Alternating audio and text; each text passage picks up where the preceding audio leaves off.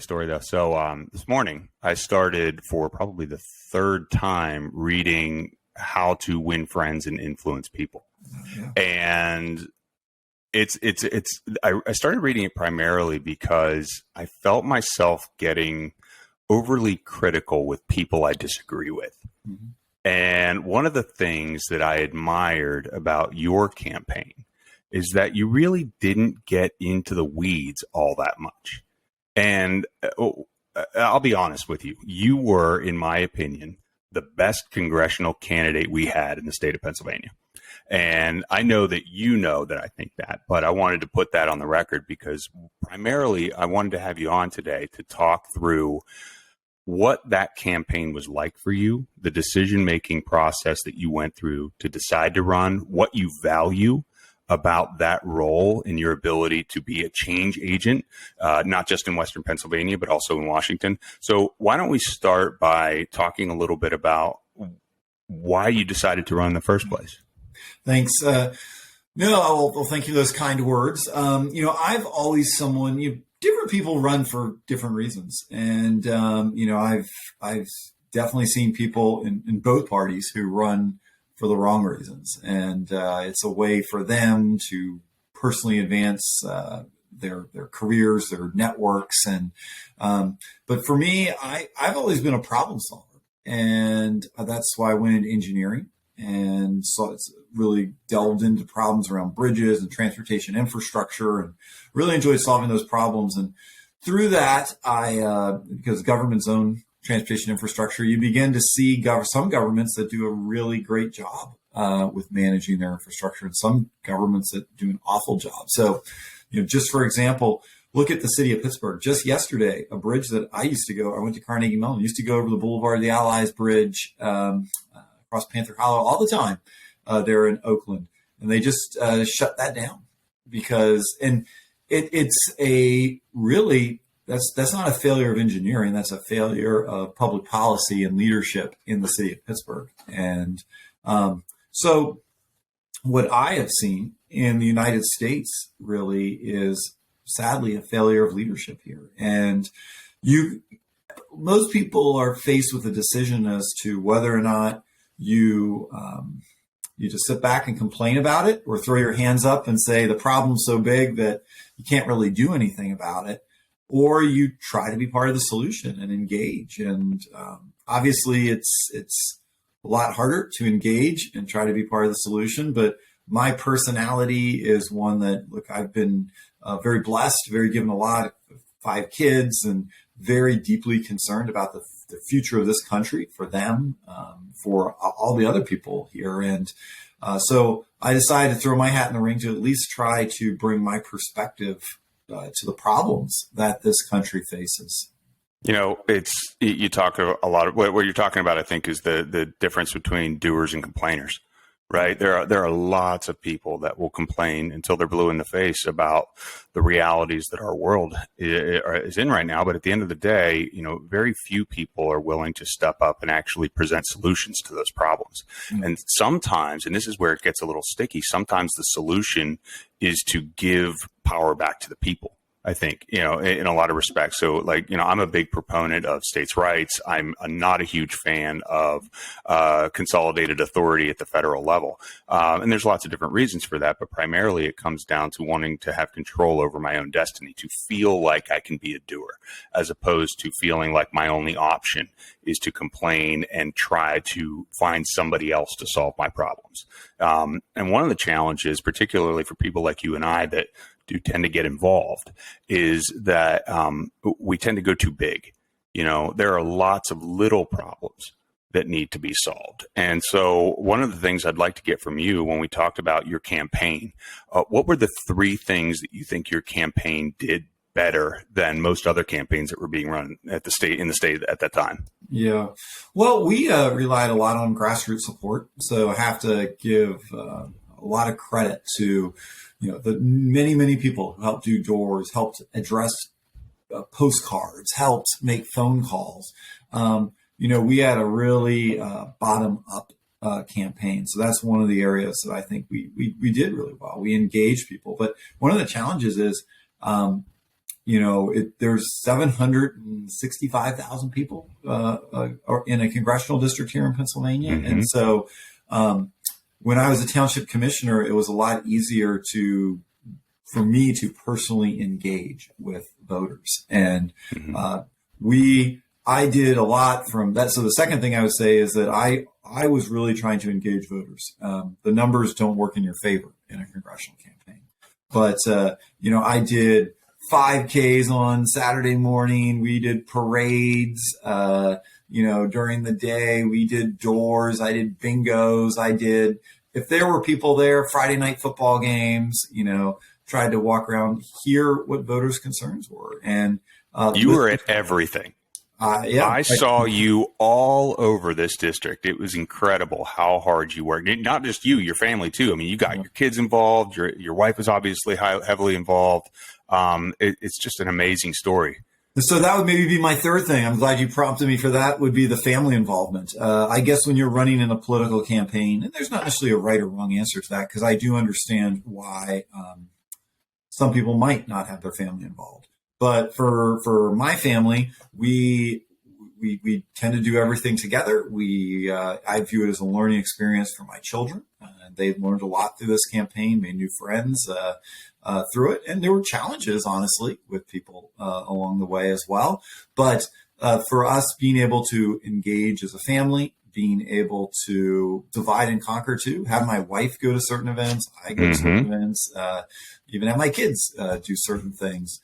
If we were trying to get a mailing out, it's like needed some warm bodies to put stamps on things. And, I just happened to, I had 3 of my younger kids at home, just grabbed them, and they spent an hour and a half putting stamps on stuff. And I just took them to Rita's afterwards. So it was a cheap way. That's a great job for kids, right? It's an easy thing to do. You put stamps on envelopes but I thought that, talk about your messaging real quick, because I thought that, going back to overwhelmingly positive messaging, right? And talking about change as being something that can be embraced for not just the greater good, but to further the cause of the Republican Party, I thought was really important. And you were natural at developing that message. What was the process you went through to develop your platform? Well, I think for me, it was maybe a little bit easy in the sense that I just decided I was going to be who I am. And so I naturally am a problem solver. I've served in the community on library boards, coaching youth sports teams as a township commissioner. So able to talk about my experiences, my accomplishments doing that, and just genuinely talk from the heart about how I wanted to try to make our country a better place and solve problems. Mm-hmm. Probably one of the more frustrating things is that, the campaign finance system in this country is broken. I think both parties would acknowledge that, but in the process, basically it just seems to get more and more broken every year. And so when you look at a competitive congressional, a targeted top tier congressional race, let's just look in Western Pennsylvania. You have the 17th congressional district, which, through redistricting was made a little more Democrat. And so it's a tilt Democrat district. But it's on the board. It's a district that a Republican in a right year could win. And obviously with my background, I present a credible candidate there. And so in terms of so each campaign has to raise money, and that is a slog and a grueling process. And that's one thing I guess I will say, the candidate spends 80% of their time having to raise money. And I wish that's something people don't see. But when I'm not out there at events, I'm basically on the phone, constantly making phone calls, constantly trying to raise money. And so that prohibits me from spending even more time talking to voters. But you work super, super hard, and you raise this money, and you raise, let's just say, I don't remember the exact numbers. Each candidate raised about the same, maybe about $2 to $3 million. Big number, great. But then you get these outside super PACs, which we're not allowed to coordinate with. They're completely independent. We do not control their messaging. So my campaign itself, with the money that we had, we ran almost entirely positive messaging. So the only ads, so people need to realize when it said paid for by, if it didn't say paid for by friends of Jeremy Shaffer, then it was not from my campaign. There were a number of super PACs that came in. Probably 90% of the super PACs out there did negative ads. Right. The super PACs, and that's on both sides. Well, I know that because I actually responded to a couple of them. Like, I try and stay out of the comments, you know what I mean? But some of the things that Chris's campaign was putting out, well, I shouldn't say Chris's campaign, super PACs that were opposed to your candidacy, let's put it that way. They were just completely absurd. And there was one time that I was just like, oh, no, I got to get into this. But I digress. Sorry, I didn't mean to derail your... So that's very frustrating because I have a message to deliver, but... your message. So we've got so much money, and with our budget, you got to pay for things like an office and campaign staff and signs. And so then you're left with so much money you can do mail and TV with. And a super PAC can come in, and this race ended up, I think the spending was between $25 and $30 million. And that's with both sides combined. And it was about split evenly. And your message gets drowned out because the super PACs are spending 4 or 5 times as much money as you, and they don't even have to worry about infrastructure. They can just blast it out on TV, radio, mail. So, and then you're faced with a decision as to whether or not to respond to some of their ads. So you see these ads that are just completely untrue. Yep. So do I spend my very limited money trying to respond to a completely untrue ad? Because if I spend limited money responding, I might be able to put one TV commercial out for every 4 TV commercials that they're attacking me. Right. And then that also means that I'm not able to spend my limited money on an issue that I want to talk about. Right. So there's the campaign. In comparison, in Western Pennsylvania, let's look at some of the other districts.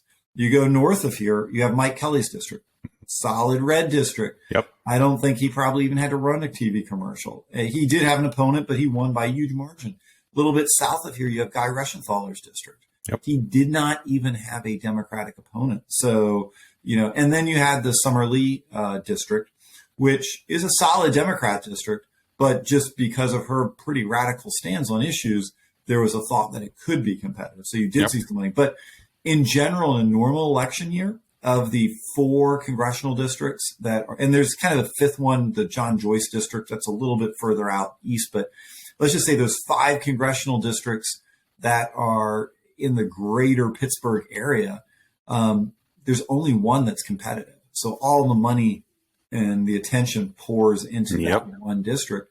And the candidates themselves, basically, it is very hard for the candidate themselves to retain control of the messaging because so much of the money is coming from the outside, which you don't control. Well, it's mostly bait too, right? Like you talked about whether or not you use your limited resources to respond to some of the things that are being put out there. A lot of those things are being put out there specifically to get you to engage. They want you to get into that fight. And so by not falling into that trap, you're actually helping yourself considerably. But it goes back to, there's this chicken and the egg dynamic, right? So the super PACs that support you are doing what they're doing largely to counter the super PACs that do not support you. So the existence of these 2 types of organizations or these 2 groupings are largely symbiotic. Without them, there's almost like a net zero and you can just run your campaign the way you want, right? It would be nice if there was a way to have, I would sign this in a heartbeat. If both candidates could sit down and say, we don't have any control over, but if we did have control of it, to say there will be no super PAC money, there's no levers that a candidate can pull to say, listen, I don't want you to engage. Well, I mean, you can verbally say that, but it's by law, it's an independent expenditure over which you have no influence or control over. So it's, there is no way. And for example, super PACs and outside spending can be all sorts of things. It could be the local steam fitters union could do a campaign. It could be a oil and gas company that has a political action committee that really wants to get their message out about natural gas drilling or something. I mean, you could have these political action committees often do have legitimate concerns and reasons that they want to engage. The super PACs, though, are troubling. I mean, George Soros can write $100 million check to a super PAC like that. And as a candidate, I can only raise money in $2,900 increments. I say only, but $2,900 seems like a lot of money. But when you've got to, you have to raise it in those little chunks of money, and he can write one check. It's a very different level. Oh, for sure. And, like you said, you spent 80% of your time raising money, and I think part of it. So let me ask you this. If, in a perfect world, what does campaign finance reform look like? That's what I always, when I approach my problem solving approaches, I think I have some answers myself, some opinions, but I have found, especially like being on Ross Board of Commissioners, where oftentimes I'll come into a meeting, I have ideas A, B, and C, and there might be other people who have ideas, B, C, and D. And so let's agree at least on B and C, and try to move forward. I think part of the problem is that each party, the way you do campaign finance reform, depending on how it's done, it could, quote, benefit one party or the other, like whose parties do. So I think what we really need to do is almost have a bipartisan commission that comes out with a blank slate that says, look, we want to do this in a way that the way that improves our democracy, allows for the voters to have more direct interaction with the candidates, and takes the outside money of all types more out of the equation, and does it in a way that does not benefit one party over the other. And if you get the smart people in the room, then I think, and the real problem solvers in the room, I think you can come up with some policy details. The problem right now is if I start throwing out policy details immediately, and even if it's just any ideas that you start one of the problems in politics is if you start brainstorming ideas, let's say you brainstorm 10 possible ideas, even as you're like in work business, you might brainstorm ideas and you might eliminate, for various reasons, you might eliminate 8 of them as either unpractical, undoable, too expensive, or something. But in politics, as soon as you say something, even if you yourself eliminate it, they'll use it to attack. Yeah, you can't think out loud. Yeah, you cannot think out loud. You have to be and that's one of the problems in politics is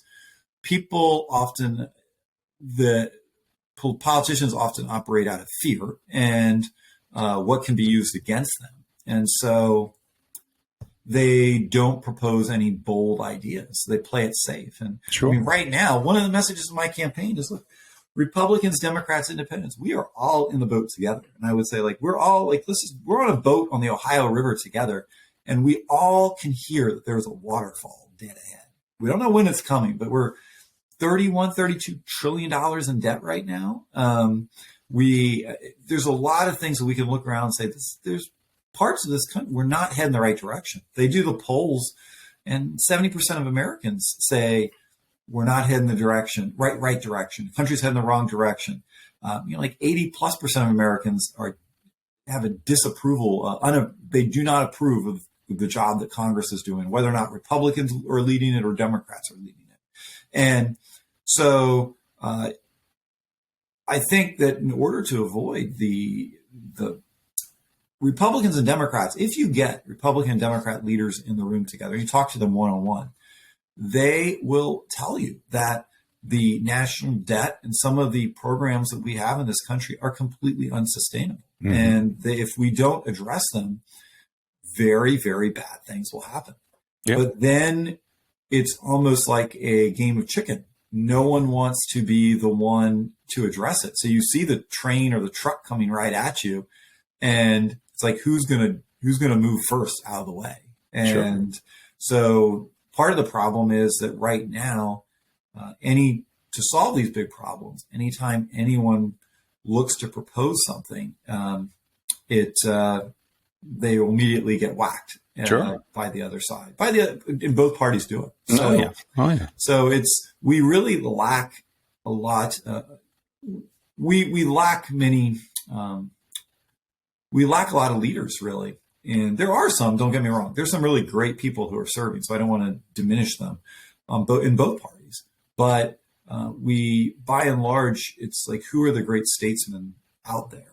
that are really trying to change things. And it's just so hard though, because, and this is why when you do have someone that comes up that's great, and let's be honest, had you been successful, you would have fallen into this exact same type of dynamic where the moment you get elected, your focus becomes self-preservation, right? Because the system is designed to work against you in that regard. A lot of times we talk about things like, the effectiveness of a politician and their ability to exact change within a relatively short period of time. Well, the system is designed to prevent you from doing that. And I think you and I might have talked about this once or twice, where you've got, Washington in particular is designed to be a seized engine. It is not designed to move quickly in either direction. And the only time it does move quickly is when you have something that has universal appeal, or everybody agrees that this is a problem that needs to be solved. An example would be our involvement in World War II, right? I don't think there was any pushback whatsoever to our involvement in that war, largely because it was very obvious to everybody that this was the correct course of action. But most of the time, everything is partisan. It favors one ideology over another. And so you get the typical pushback between the parties. And it creates a real challenge for people that are coming up with great ideas, because there's a lack of incentive for those ideas to be shared, right? I mean, you want to continuously be in a position to make a difference. But at the end of the day, if you have to decide between pushing forth an agenda that makes sense for the country, but might be somewhat controversial, or setting yourself up to serve a second term because presenting that idea is going to create all sorts of political challenges for you. It's a shame that dynamic exists, but it does. It's the reality. So I'll say, yeah, you're right. So let me say a couple things. One, I'm a big believer in term limits because of that. And there are some cons with term limits. You do have some genuinely good people that the system flushes out. But the pro side is that you get people who are not thinking politics. Serving in Congress was never designed to be a lifelong career. Right. And unfortunately, many people are looking at it that way. So I think if you have people who know that they're only going to serve, no more than, say, 4 terms, 8 years, then maybe they'll look at things differently. Maybe, at least 25% of people at any given time are going to be like, I don't have to run again, so I can at least do the right thing. A lot of times when people have decided they're not going to run again, their last term, they actually feel a lot more free to actually do, quote, the right thing. Yeah. And the other thing I will say is that, and I kind of alluded to this earlier, but through people do not appreciate how redistricting determines outcomes in so much in this country. So this is kind of an inside baseball thing that, but the way that in Republican states, if Republicans control everything, they will draw the districts usually to their advantage. Take Florida, for example. In a Democrat state, if the Democrats control everything, they will draw the districts usually to their advantage. Take Illinois. So you get these, what you end up with, the net effect of all of this is that you have certain states where there is not a single competitive congressional district. You could take Tennessee, Louisiana, Maryland. I mean, they've packed Maryland, just to the south of us. There's, I think, 8 representatives, 7 Democrats, 1 Republican. The Democrats did a quote, not good job from their perspective of packing the Republicans into sort of one district. Sure. And then they can use the other ones. But the Republicans do the same thing in other states, right? So, but what you end up with is that you have, here, the end result is you probably have about 85 to 90% of all congressional districts. It's whoever wins the party's primary will win that district. And those districts are kind of evenly split between solid Republican districts and solid Democrat districts. So then you have let's say just 10% of all districts out there. There's 435. So about 43, 44, 40, let's say about 40 congressional districts that are the toss-up congressional districts. Yep. And so all the money gets sent there. If you're living in New York City and there's no congressional district or no competitive district in New York City, you're writing your checks to districts in like Western PA to 17th district try to make a difference, or California send from San Francisco sending your money here, or Texas the other way. But what that does is it means that if you are in a solid red congressional district or a solid blue congressional district, your only risk is a primary challenge. So you have a massive disincentive to compromise. Let's just look at the, quote, old Mike Doyle, the one in the Summerlee district, right? He faced a primary challenge 2 years ago, 2020. When he first won in Congress, he was a pro-life kind of blue dog Democrat. And this is the Jeremy Shaffer opinion, but for self-preservation, if you look at how his stance and many other Democrats' stances in these deep blue districts, they have shifted because they know that they will get wiped out in a Democrat primary. So in Pennsylvania State House, I was a Ross commissioner. We used to have Dom Costa and Adam Ravenstahl as kind of the two state House members. Dom Costa, nice guy, disagreed with him on certain issues, but worked with him all the time to try to better Ross Township. But he was a long-serving state House member, a Democrat, and he was challenged by the progressive wing of the Democratic Party in what was a Democrat district. So Sarah Innamorato defeated him in a Democrat primary. Same thing happened to Luke Ravenstahl, right? On the other side. So was it Luke Ravenstahl? Adam Ravenstahl. Right, Adam. Yeah. And so what the message does that send? It's like, well, if you are on the Democrat side, if you're a more moderate Democrat, you can't be. You got to move to the left. You can't compromise because any compromise you do is going to be used against you. The same thing happens on the Republican side. So this isn't a one-party thing. But so the danger of that is when we get into situations where you have a divided government in Washington, D.C. We need to implement policies to try to move this country forward. By nature, yes, I might want, so if I go back to the ABC thing, I might really want to do A, B, and C, and I might really love A. But you know what? In order to get this passed, the other side is saying, well, we'll do B and C, but we really want D. It's like, I really want A, they really want D, but they really hate A, and I really hate D. So, but we both agree on B and C, and right now the way things work in Congress is that if you're in a safe Republican district, you will not give up A. And if you're in a safe Democrat district, you will not give up D. So instead of getting B and C done, like nothing gets done, or,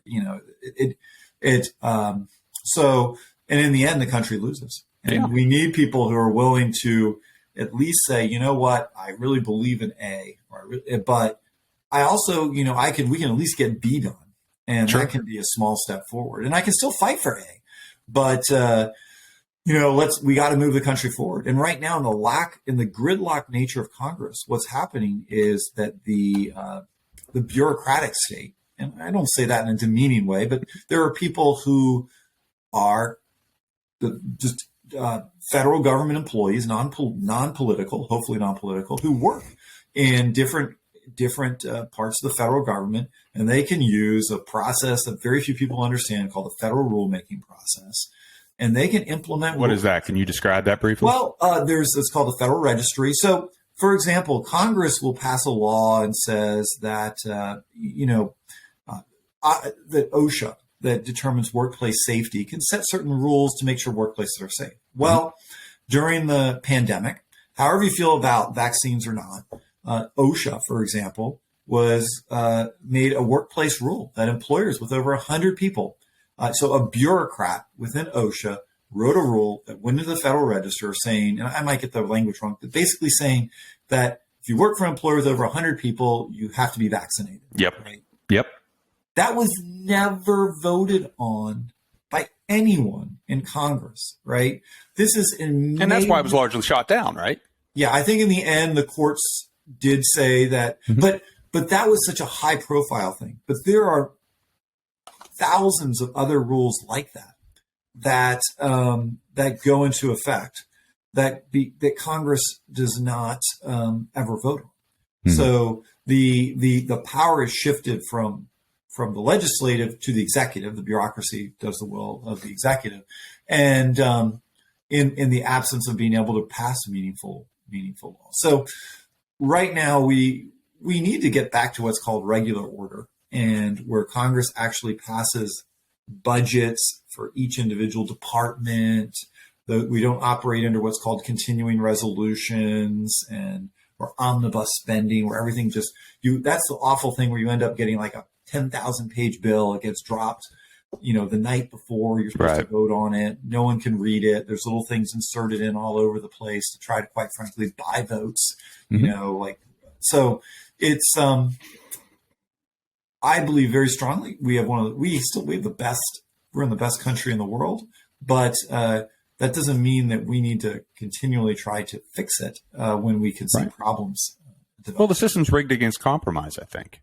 You know what I mean? And you talked about the primary dynamics and the way in which certain people need to act or position their policies around the extremes on both parties.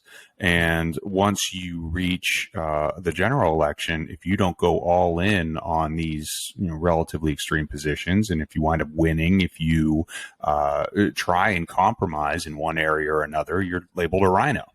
And that's a real challenge. And, I don't know what the Democratic equivalent of a rhino is, but at the end of the day, I don't like this idea that we're disincentivizing compromise. Does that make sense? No, it makes perfect sense. And I tell people, look, you should always be true to your principles and your beliefs. And and you should never do something that violates your principles, beliefs. But I do believe, and having served for 2 terms on the Ross Township Board of Commissioners, look, the vast majority, when you sit down, I as a problem solver, it's like, let's agree on the problem first. Like everyone, whether you're Republican, Democrat, Independent, do you want good roads? Do you want your playgrounds? Do you want your playgrounds nice? Do you want a safe community? Do you want your garbage picked up on time? Do you want as low as taxes as possible? If you say, if you start with the goals, it's like everyone agrees on that. Okay. Now it's like, okay, well, how do we actually implement that? And how do we achieve that? And there can be different perspectives on how we actually go about achieving that. How do we actually achieve real safe bridges and roads? No one wants a bridge to collapse, right? Whether you're a Republican or a Democrat, there might be different perspectives on how we get that policy done. But that's where you get back to, you come into a room, you say, let's agree that in Ross Township, we want roads that don't have potholes in them. We want nice, smooth roads. How do we do that? Well, I said, we need to actually have our engineer go and grade all the roads. And instead of having each commissioner pick what roads get paved, let's actually have professionals develop a long range plan to pave the roads. And let's determine what budget we need to maintain a certain status. And, different people have different ideas. Like, well, I really like, being able to say what roads get paved. And so maybe you still implement a section where commissioners can review and have feedback on it. But in the end, so you can kind of merge things together and you get a compromise, and then you get to a much better place than where you were before. And there are issues, surprisingly, there's a lot of issues, especially at the federal level, that don't have to be so partisan, right? We all want a strong defense. It used to be that people agreed we want a secure border. That's one of the issues where I'm talking to a lot of Democrats. I will say this, you talk to the Democrats and they agree, we want a secure border, but then they can't publicly say that because they're afraid that their base might misinterpret. Or secure elections. I think if you ask people, it's like that can be a very controversial issue. It shouldn't be. It shouldn't be. Correct. It should not be what's so hard about having an ID? It really surprised me. It's like to eat food in Philadelphia during the pandemic at a restaurant. You need to have a vaccine card and ID. Right. But in order to vote, you didn't need an ID card. Well, it's like an exercise in the absurd. And that's why it becomes such a controversial issue, is because the rationale against policy positions like the border or secure elections or whatever, right? A lot of the arguments against them are completely insane. There's this argument that asking for an ID at a voting booth is inherently racist, but you can't ask the question why. What an ID is available to every person in the country. Why is this an issue? Yeah. And that's where what I have seen is that there's a lot of great people serving in all levels of government. There are people who I call workhorses, and then there's show horses. And each party has their show horses and their workhorses. And quite frankly, for the show horses out there, sometimes in both parties, they don't want there to actually be a solution, right? Because they live off the conflict. Yeah, that they live completely off the conflict, and so as long as there's a conflict, it kind of keeps their whole reason going. And then there's the people who actually want to solve the problem, and there are legitimate policy issues, but there's a lot that I think we can agree on. Like with the border and with immigration, we have had so many. It is unbelievable to me how we cannot have control of our border immigration system. And yes, Republicans, I think, have a very good set of solutions, right? And Democrats don't like some of the things in our solutions for various reasons. Okay, mm-hmm. But I do think that even within that, there is an overlap area.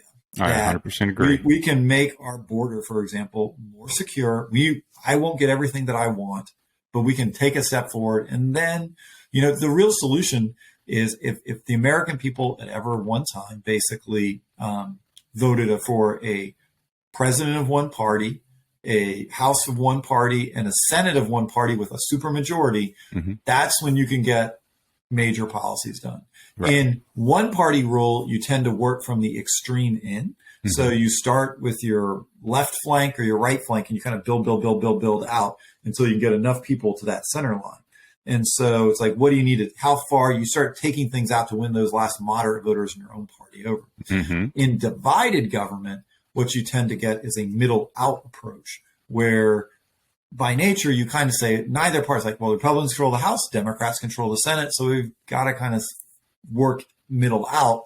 The extremes get left out mm-hmm. in situation. So the last time we had a balanced budget in this country was when you had Bill Clinton as president and Newt Gingrich as Speaker of the House, because they had to do that middle out approach. Neither of them got what they want. But do you think that dynamic can come back relatively soon? I hope so, but we live in, unfortunately, a very things are very partisanly divided. Yes, they are. Republicans get their news from one source. Democrats get their news from one source. Yep. And if you were watching MSNBC, you wouldn't even know that the border was an issue. But imagine how that impacts voting behavior. You know what I mean? If you don't recognize that something is a challenge because you're not seeing it on the nightly news, why would you vote in support of one policy or a policy that is not really designed to solve a perceived issue? You know what I mean? That's why I really love engaging voters of all political parties and being able to have that interchange and communication. I think there's some people in both parties that just talk to the base of their parties, and then it becomes an echo chamber on both sides. But I can have my views and I can say, look, this is why I believe the free market is the best way to solve this problem. And I can engage with someone on the other side. So obviously compromise is probably the single biggest challenge in our inability to compromise in Washington. But I want to talk for a few minutes about a lack of willingness to compromise within our own party, and particularly in the state of Pennsylvania, because we have a real challenge as a party in Pennsylvania. And I wanted to get your sense on what you think we should do about that. Well, I get to be saved by the bell here, Doug, because actually we've been talking for 45 minutes and I do back to my day job now. You do have to be okay. And I've got to switch over to a work call. But look, there's a lot of great people in the Republican Party in Pennsylvania. And I think we need to look and we need to say, strategically, and this is the primary voters, need to be able to say, I may believe in these issues. Like myself, I may really want. I always tell people, look, if you're a conservative, pick the most conservative candidate that you think can win. And I think can win is the operative word there, right? Because it doesn't do us any good if whether it's for township supervisor or school board or whatever position, if you elect someone to win, they've got to get to 50% plus one. Right. And so you have to decide who the best person is to be able to get there. I 100% agree. And that's where we're at. And Pennsylvania is a very diverse state. You have everything from inner city Philadelphia to the suburbs and, the southeast to very deep red areas of the state in the middle. And we all have to, for a statewide position, we all have to be able to get to that point. Awesome. Well, thank you so much for having me. No, it's absolutely my pleasure. Thanks for having me. Love to talk to you for another 45 minutes, but gotta jump to work. I love talking to you, man. So I'm glad you were able to come on. I appreciate the time this morning.